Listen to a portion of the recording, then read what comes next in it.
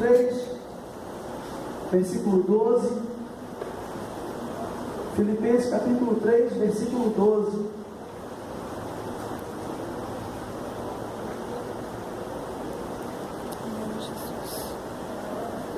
Glória a Deus. Quem achou, diga amém. Diz assim a palavra do Senhor: não que já tenha alcançado, ou que seja perfeito, mas vou prosseguindo para ver se poderei alcançar aquilo para o que fui também alcançado por Cristo Jesus. Irmãos, quanto a mim, não julgo que o haja alcançado, mas uma coisa eu faço, e é que, esquecendo-me das coisas que atrás ficam e avançando para as que estão adiante, prossigo para o alvo pelo prêmio da vocação celestial de Deus em Cristo Jesus. Pelo que todos quantos somos perfeitos tenhamos este sentimento, e se sentis alguma coisa de modo diverso, Deus também vos revelará. Mas naquela medida da perfeição a que já chegamos, nela prossigamos. Amém? Você pode sentar? O Senhor é bom, diga: o Senhor é bom. Eu queria só esclarecer algumas coisas a respeito de vontade de Deus, de igreja, a respeito da sua vida, da minha vida. Nós estamos vivendo um tempo, nós estamos caminhando para uma direção onde algumas coisas precisam ser bem claras. E uma das coisas que Jesus tem falado para mim, eu queria que você repetisse comigo, é que Jesus não me chamou para ser perfeito. Diga: Jesus não me chamou para ser perfeito. Jesus não me chamou para ser perfeito. Se a vontade de Deus fosse perfeição, Ele ficaria satisfeito com o céu, porque no céu tudo é perfeito. Deus é perfeito, Jesus é perfeito, os anjos são perfeitos, a adoração dos anjos não desafina, é perfeita, a obediência dos anjos são plena. Anjo não fala: não sei se faço, se não faço. Anjo não diz: não sei se obedeço, se não obedeço. Anjo não questiona. Anjo não duvida. Anjo não perde a fé. Se a vontade de Deus para preencher quem Ele é fosse apenas perfeição, Ele não precisava de nós, Ele não precisava da terra, porque o céu está cheio de perfeição. Amém, irmão? O propósito de Deus quanto às nossas vidas não tem a ver com perfeição. O que é perfeição? Perfeição é algo inculpável. Perfeição é algo irrepreensível. Perfeição tem a ver com que não tendo o que se queixar, não tendo o que falar, não ter o que falar de você ou falar do outro. Isso é perfeição. Mas quando Deus olhou para nós e enviou o seu Filho, o objetivo de Deus ao entregar o seu Filho na cruz não foi gerar na terra um grupo de gente perfeita, um número de gente perfeita. A intenção de Deus não é de maneira nenhuma nos tornar perfeito como Ele é perfeito. É nos tornar santo como Ele é santo. Sim. Mas a vontade de Deus sobre nós, o projeto de Deus e tudo que Deus gera à nossa volta, não é para nos tornar perfeitos. Não estou entendendo isso? Não é. E o apóstolo Paulo deixa isso claro aqui. Ele diz: não que eu tenha alcançado a perfeição, não que eu tenha chegado à perfeição, mas vós que sois perfeitos. E foi algo que essa passagem, ela me chamou a atenção exatamente por isso. Porque o apóstolo Paulo, no mesmo texto, no mesmo momento, em que ele diz assim: olha, não que tenhamos alcançado a perfeição, porque eu não alcancei a perfeição, mas vós que sois perfeitos. Ele está dizendo: eu já entendi que o propósito de Deus não é que eu seja perfeito, mas já que vocês são. Porque a questão de você entender ou se achar perfeito é que a intensidade do teu julgamento vai lá em cima. Quando nós não olhamos para nós, e a ceia é para isso, a Bíblia diz assim, o apóstolo Paulo diz no capítulo 11: e cada um analise a si mesmo, porque se você julgar a você mesmo, não haverá necessidade de que outro te julgue. propósito da ceia, por exemplo, é que você faça uma introspecção, que você olhe para dentro de você, que você se veja. E o apóstolo Paulo, que ele estava querendo dizer isso, olha, que Deus tem me chamado para ser líder, Deus tem me chamado para estar à frente, Deus me chamou por apóstolo, mas eu não sou perfeito. Mas vós que sois. Havia um encargo sobre o apóstolo Paulo de levar o evangelho, um homem que foi arrebatado ao terceiro céu. A Bíblia diz no capítulo 12 de 2 Coríntios que ele foi levado ao terceiro céu e ele viu coisas que não existem palavras na nossa língua para traduzir o que ele viu. A Bíblia diz que é inefável o que ele viu lá. O que ele viu lá, por mais que ele se esforçasse para dizer, não existe na língua humana palavras para expressar o que ele viu. E um homem desse diz assim: eu não sou perfeito, mas vocês que são. O grande propósito do apóstolo Paulo era mostrar para os seus discípulos que eles precisavam andar na mesma medida que ele. Não de que são perfeitos, mas que têm um objetivo, mas que têm um alvo, mas que estão caminhando para uma direção. O propósito da igreja, e nós nos enganamos durante muito tempo, era que Deus estava formando uma congregação de perfeitos. O propósito de Deus não é gerar uma congregação de perfeitos, porque o teu defeito me faz necessário. São os teus defeitos que me levam a orar por você. Isso me leva para perto de Deus, amém?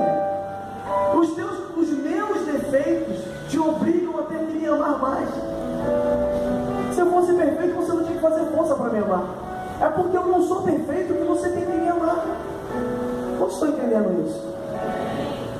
E a Bíblia diz que você só pode dar daquilo que você recebe de Deus. Não, eu quero ser amado de Deus, então eu preciso amar. Então, para amar, para receber de Deus, eu tenho que amar. E para amar, eu tenho que entender que nós não somos uma geração, uma congregação de gente perfeita. Porque o propósito de Deus não é esse, irmão.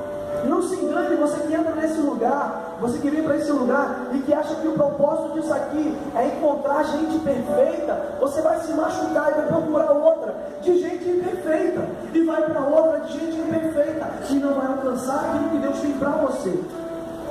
O propósito da igreja, Deus levantou. Para que Deus instituiu igreja? Para que Deus instituiu congregação? Na verdade, a denominação é uma grande base para que a gente possa compartilhar comunhão, fé, esperança, justiça, amor. A gente possa se ajudar a cada uma das suas necessidades e levar a vontade de Deus. Amém? De maneira nenhuma, o propósito de Deus era a perfeição. O propósito de Deus não é gerar gente perfeita, não é um grande número, não é ficar investindo do Espírito dele sobre nós, porque a Bíblia diz que ele nos amou quando nós ainda éramos inimigos dele. Não existe nada que você faça para que ele te ame mais, e também não existe nada que você faça para que ele te ame menos.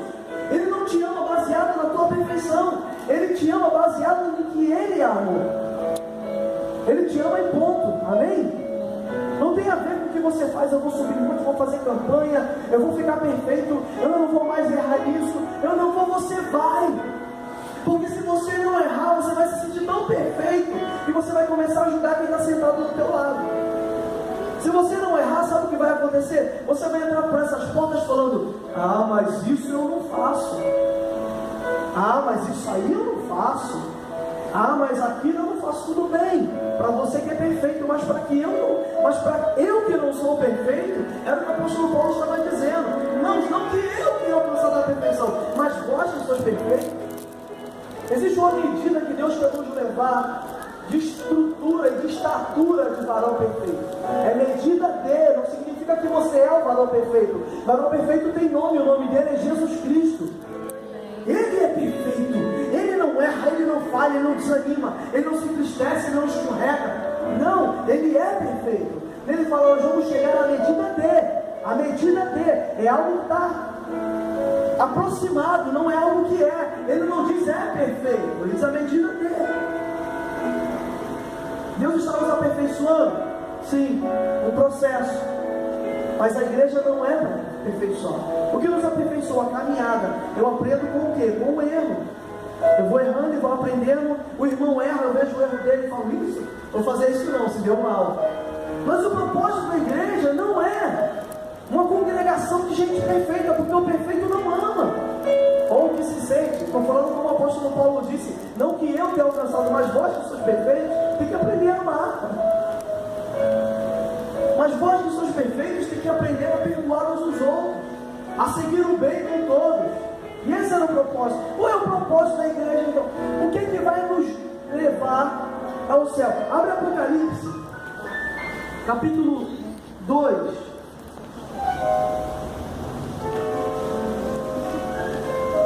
Não, capítulo 3, perdão. Capítulo 3, versículo 5. Aleluia. Adriano, pega um pouquinho d'água para mim, por favor, filho. Apocalipse, capítulo 3, versículo 5. Vocês estão entendendo isso? O que Deus quer fazer hoje? Deus hoje quer nos libertar. Deus quer libertar o nosso entendimento. Amém, irmão? Porque tem gente morrendo porque está buscando ser perfeito. Não busque ser perfeito, busque a vontade de Deus. Amém? Amém? E a vontade de Deus é boa, perfeita e agradável. Mas nós não busque ser perfeito. Porque nessa busca de ser perfeito, eu posso dizer para você assim: quer ser perfeito? Então bota um terno com uma gravata, tem que andar assim, aí pronto, perfeito. E aí você mascara as tuas dificuldades, aí você mascara as tuas debilidades, porque a Bíblia diz que aquele que disser que não tem pecado é mentiroso. Nós não amamos o pecado, mas nós pecamos, irmãos, amém? Então, tem muita gente morrendo porque está se sentindo na obrigação de ser perfeito. Olha para mim, você não tem obrigação de ser perfeito. Se a pessoa não te ama com a tua imperfeição, ela ainda não conheceu o amor de Deus, amém? Porque Jesus me amou imperfeito e Ele deu a vida por mim. Se nós temos que imitar a Ele, nós temos que ser uma grande congregação que ama a gente imperfeita. Quantos estão entendendo isso? Diga para o irmão que está do seu lado: eu amo você, mesmo imperfeito. O propósito de Deus, querido, não é. Amém? Vamos continuar. Apocalipse capítulo 3, versículo 5. Vamos achar? Olha aí, quem vai ganhar? Ó, capítulo 3, versículo 5 diz assim: e o que vencer será assim vestido de vestes brancas, e de maneira nenhuma riscarei o seu nome no livro da vida. Antes confessarei o seu nome diante do meu Pai e diante dos seus anjos. Olha que tremendo. Ele não está dizendo assim, ó, e ao que for perfeito, ele poderia, sim ou não? E ao que for perfeito, eu darei vestes brancas, não riscarei o seu nome do livro da vida. O seu nome riscado do livro da vida não tem a ver com alcançar a perfeição. O seu nome ser riscado do livro da vida tem a ver com você desistir, com você parar, com você abaixar as armas, a cabeça, achar que é o fim. Ei, não é o fim. A tua imperfeição não pode te parar. A tua imperfeição precisa te levar para mais perto do teu Deus. A Bíblia diz que se você cair 7 vezes, até 7 vezes Ele te levantará. A Bíblia diz que todos os dias de manhã a misericórdia do Senhor se renova sobre nós. Quantos estão entendendo isso? Por que se renova? Porque Ele sabe que somos falhos. O objetivo de Deus não é formar uma geração de gente perfeita, é gerar uma geração de gente indesistível. Eu caí, eu desanimei, eu estou triste, eu estou abalado, eu estou decepcionado. Falaram mal de mim, inventaram fofoca com o meu nome, me traíram, me venderam, me machucaram. Estão me excluindo, me rejeitando, mas uma coisa eu sei, que o Senhor quem me chamou, e eu sigo rumo ao alvo da minha salvação. Eu não desistirei, eu não abro mão do meu Senhor, eu não abro mão do céu, eu não abro mão do caminho, eu não vou parar, porque eu não fui chamado para ser perfeito, eu fui chamado para ser vencedor. Ele diz: vai filho, vai filho, vai filho. Irmãos, quantas vezes eu acabava de pecar, virava para o lado chorando e falava: me esquece, Jesus. E Ele diz: como? Foram 6 horas numa cruz com você. Quantas vezes, 1 ano lutando contra o mesmo pecado. Quando eu pensava assim, cara, já viu o gato brincando com barata? Já viu o gato brincando com barata? O gato fica assim, ó, paradinho, aí a barata vai andando, tadinha, né? E o gato deixa. Não é assim? Aí quando ele entende, pô, se ela passar dali, eu não pego mais. Aí quando ela chega pertinho, ele pula e puf, era o que acontecia comigo. Eu ia andando achando que estava livre, quando eu pensava que caía de novo, tomava ali uma rasteira. E era nesse momento que eu, com muita vergonha, abaixava a cabeça, começava a chorar e falava: Senhor, tudo de novo, eu não aguento mais, como é que tu me aguenta? E ele dizia: porque o meu nome é amor. Que tipo de igreja nós temos sido, irmãos? Que tipo de igreja nós temos sido? Os que ficam tentando gerar perfeição no irmão, ou que estende a mão para o caído e diga: não desista, porque Deus não te chamou para ser perfeito, Deus te chamou para ser vencedor. Ele está dizendo: vence, vence, vence, vence, vence, vence, porque ao que vencer eu darei, no seu nome está escrito no livro da vida. O que Deus não considera, o que Deus considera não é a nossa perfeição, é o ser irresistível. Quando Deus olha no trono, olha para a terra, quando Ele olha para nós, Ele não nos ama baseado em perfeição, porque o céu está cheio de perfeição. Quando Ele olha para nós, Ele nos ama baseado na confiança, na certeza, porque Ele vê o nosso coração, de que lá dentro nós sabemos que não existe outro igual a Ele, de que não existe solução, não existe salvação fora de Jesus, não existe paz fora de Jesus, não existe alegria verdadeira fora de Jesus. Por isso eu não desisto, não abro mão dele. Quantos estão entendendo isso? E o apóstolo Paulo, ele disse isso, ele disse: olha, na medida da perfeição que você chegar, você fica então. Se ele está dizendo que existe medida de perfeição, ele está querendo dizer que em cada área da nossa vida nós vamos alcançar um pouco dessa, um pouco dessa, um pouco dessa, mas a plenitude da perfeição apenas o Senhor Jesus tem. Eu queria que essa palavra entrasse no seu coração hoje como algo que te motiva a levantar sua cabeça e não desistir do caminho, porque lá no final ele não está esperando o perfeito, ele está esperando indesistível. Lá no final ele não está esperando gente que, olha como está santo, olha como está santa, como está perfeito. Não, lá no final ele está esperando aqueles que mesmo em meio à dificuldade, mesmo em meio às decepções, às quedas, às traições, não abriu mão dele, não desistiu dele, estendeu a mão, falou: Senhor, olha, estou afundando, pega na minha mão. Como a Bíblia fala do apóstolo Pedro, a Bíblia diz que o apóstolo Pedro estava dentro do barco, Jesus andando sobre as águas. E quando a gente está na presença de Jesus, irmãos, a gente fica tão empolgado. Quando a presença de Jesus vem, nós ficamos tão animados que nós acreditamos que podemos andar até sobre as águas, sim ou não? Quando a presença de Jesus vem, a gente promete tudo. Agora Jesus vai ver, agora Jesus está, puxa, é assim uma empolgação, porque a glória vem, você está dentro dela, e você fala: Jesus, eu vou conseguir dessa vez, e eu vou. Só que quando você começa a andar na direção dele, querido, é certo a tempestade levantar, o vento vir, é certo as ondas aumentarem, porque se tem uma coisa que o inferno não quer, é que você alcance a eternidade no Senhor Jesus. Foi o que aconteceu com o apóstolo Pedro, quando ele começou a andar na direção de Jesus, sobre as águas, e o vento veio e começou a afundar. Ele poderia falar assim: tá bom, Jesus, desculpa, eu duvidei, deixa eu morrer. Não, ele disse: Senhor, eu estou afundando. E aí Jesus, o mesmo Jesus que está nesse lugar, que está falando contigo, ele estendeu as mãos para Pedro e disse: vem, meu filho. Essa noite as mãos do Senhor estão estendidas sobre nós, amém, querido?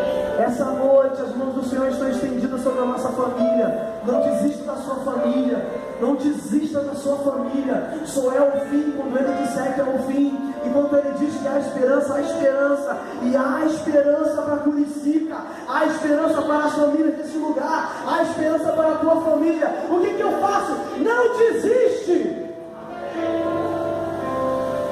Mas eu não sou perfeito, e daí? O céu não está esperando perfeição, já tem perfeição. O Senhor está no trono sentado, Ele é perfeito. O que o Senhor está esperando? Gente que não abre mão da sua presença, da sua glória. Gente que não abre mão do propósito. Eu vou, mas deixando o que para trás ficou, eu sigo rumo ao alvo da minha salvação em Cristo Jesus. te convidar essa noite é para que esse entendimento entre no seu coração, não para que você apenas viva essa esperança de que, no seu perfeito Jesus me ama, mas que olhando para o irmão que está do seu lado, olhando para essa denominação, olhando para a sua família, você tem a mesma ótica que Jesus tem sobre você. Que quando Ele olha para nós todos os dias de manhã, quando você acorda na sua cama, com a cara toda amarrotada, o cabelo todo bagunçado, com o olho inchado ainda da noite de sono, Ele olha para a sua cama e fala assim: é tão lindo. Só o pai faz isso, né? Cabelo todo torto, limpando os cantos da boca, da barba, e Ele fala assim: não é perfeito não, mas é meu filho. Não é perfeita não, não é não, mas é minha filha, eu gerei. É perfeito não, não é daí, mas é meu, é minha, eu morri por eles. Isso está entrando no teu coração, sim ou não, irmãos? Como está entrando no meu? A ideia é que você consiga olhar pelo mesmo prisma, através da mesma lente de Jesus. Qual é a lente de Jesus? É o amor. A lente de Jesus é o amor. Antes de nos condenar, Ele passa pelo amor, e o amor retém o juízo, e por isso nós seremos salvos. Porque o amor de Deus nos livrou, a misericórdia de Deus nos livrou do pecado, nos livrou da justiça e do juízo. E é essa ótica, como os filhos de Deus, nós precisamos ter por nós mesmos e uns pelos outros, amém? De que não somos, e de que não há perfeitos, mas uma coisa há: um Deus que ama tanto os imperfeitos, nas nossas imperfeições, porque Ele deu a vida por nós. Você consegue sentir esse amor? Amém? Eu queria que você comece, o desejo de Deus para você essa noite é que você viva isso. Quer ver? Vamos lá, Apocalipse, para terminar, para ir para a ceia. Vamos continuar aqui Apocalipse, capítulo 2, versículo 17. Olha como ele leva isso a sério.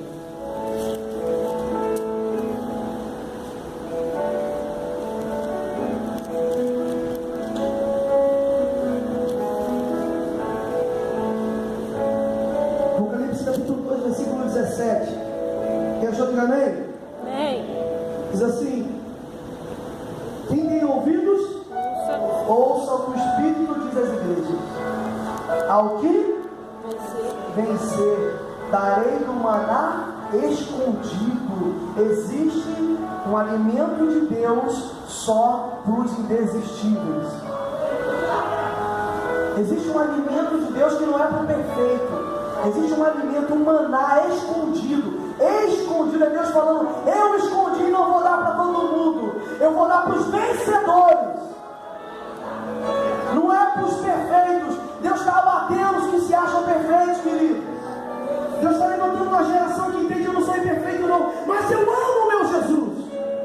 Eu não sou perfeito não, mas não abro mão do caminho. Eu não sou perfeito não, mas eu não cesso de dobrar os meus joelhos e dizer que Ele é santo, e de que um dia Ele virá nos buscar. Quantos estão entendendo isso? Existe um maná escondido. É como se um pai ou uma mãe comprasse uma caixa de bis e colocasse embaixo da gaveta, debaixo das roupas. Você imagina comigo um pai e uma mãe que tem 8 filhos. O Paulinho começou agora, daqui a pouco vai estar com eles, os 8. Cadê a Tati? A Tati vai começar com 6. O objetivo é ficar igual o Bruno, irmãos, né? Cadê o diácono Bruno? Não está aí, né? Mas o objetivo é ficar igual o diácono Bruno, o diácono Márcio. O diácono Márcio tem uma tribo, irmãos. Ele já tem um ministério. A Ana, não. Pode abrir uma igreja. Aí você imagina a Ana. Vamos usar a Ana como exemplo, porque ela você não vai no próximo retiro.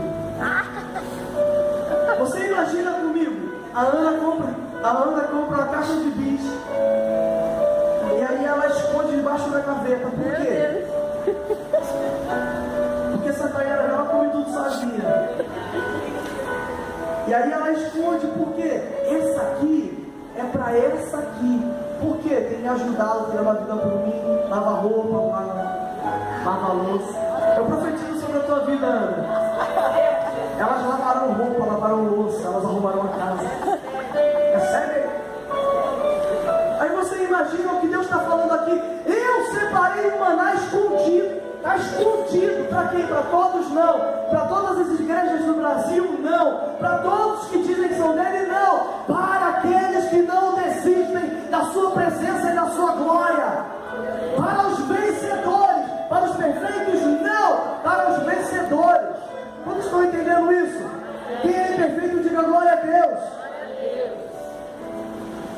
Aí ele diz: e lhe darei uma pedra branca, e na pedra um novo nome escrito. Presta atenção. Eu darei para ele uma pedra branca, e na pedra um novo nome escrito, o qual ninguém conhece, senão aquele que o recebe. Olha só o que Deus está falando. Eu vou dar uma pedra para ele.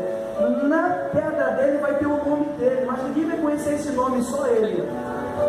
Deus está falando que porque você ainda existiu, Ele vai te levar numa profundidade, numa intimidade com Ele, que Ele vai chamar você de um nomezinho que só você vai saber. É como se Ele falasse assim: eu vou dar um apelido para ele. O que? Vencedor, vencedor, indesistível. Eu vou dar um apelido para ele. Se humilha, mas é meu. Deus vai mudar o teu nome, querido, amém? Todo mundo chama de fraco, pobre, derrotado, mas Deus te chama de vencedor. Te chamam de um monte de nome, mas não interessa. O que importa é o Pai, como Ele te chama. E Ele tem um nome para você que só você sabe quando você está no seu quarto. Tem segredos que é só teu naquele cantinho, você e Deus. Ele fala só contigo: eu vou dar uma pedra, vai ter um nome, mas esse nome só quem recebe vai saber. Eu sei como é que Deus me chama. Você sabe como Deus te chama? Você precisa descobrir. É o que Deus está falando. E ao que vencer, não é ao que é perfeito, mas é ao que vencer. Deus está levantando nessa igreja uma geração de gente que não tem a soberba de achar que é perfeito, mas que entende que acima das perfeições há um Deus que nos ama e que nos escolheu não para nos formar perfeitos, mas para nos tornar vencedores. Amém? Agora você imagina comigo, vitória baseada em quê? Em que vitória é baseada, irmão? Vitória é baseada para o atleta em percurso, para quem joga em passar por fases. Vitória, ela tem a ver com iniciar e concluir. Não estou entendendo.